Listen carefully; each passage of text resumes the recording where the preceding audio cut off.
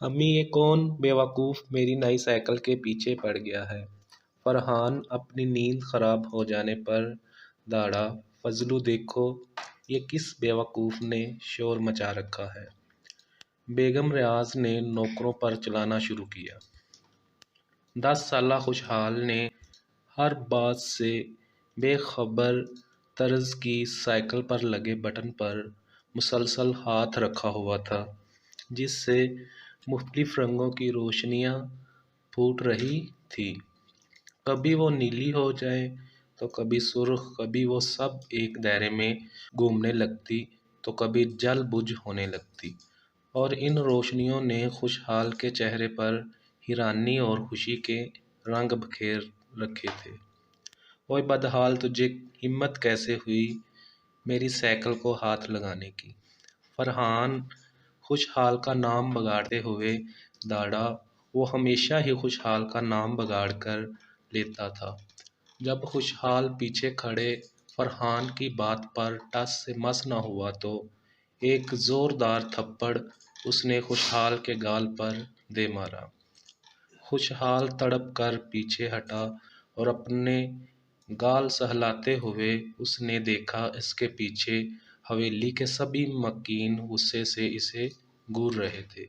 خوشحال نے سہمے انداز سے ان سب کو دیکھا، پھر پچھلے صحن کی طرف دوڑ لگا دی، جہاں اس کی ماں مالک ریاض کے خاندان کے لیے ناشتہ بنانے میں مصروف تھی۔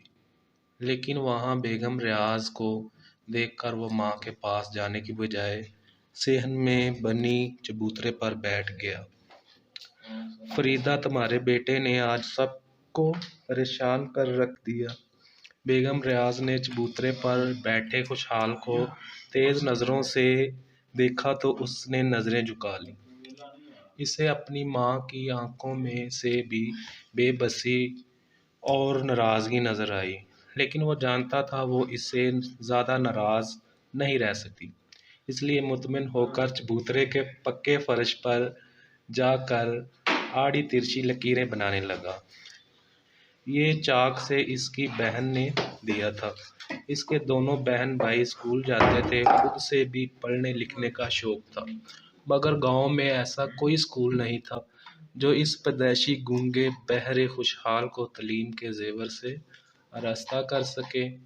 اس لیے وہ ہر وقت اپنی ماں کے ساتھ ہی رہتا یا حویلی میں ادھر ادھر گھومتا پھرتا اور اکثر فرحان کے عتاب کا شکار ہو جاتا، کیونکہ فرحان بہت مغرور تھا اور اپنی حویلی میں کام کرنے والوں کو بہت حقیر اور کم تر سمجھتا تھا، اور خوشحال سے تو اس سے زیادہ چڑ تھی۔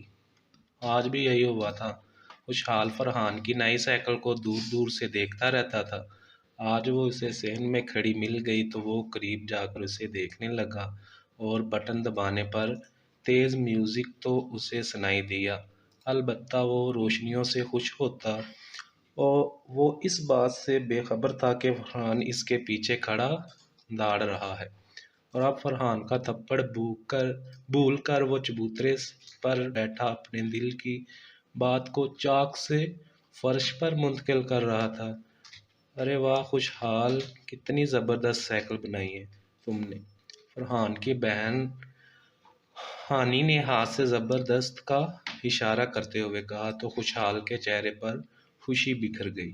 وہ اکثر ہی اپنے احساسات اور چھوٹی چھوٹی خواہشوں کو تصویروں میں ڈال کر خوشی محسوس کرتا تھا، اور ہانیہ جو فرحان کے برعکس بہت روتی، وہ ہمیشہ ہی خوشحال کی حوصلہ افزائی کرتی تھی۔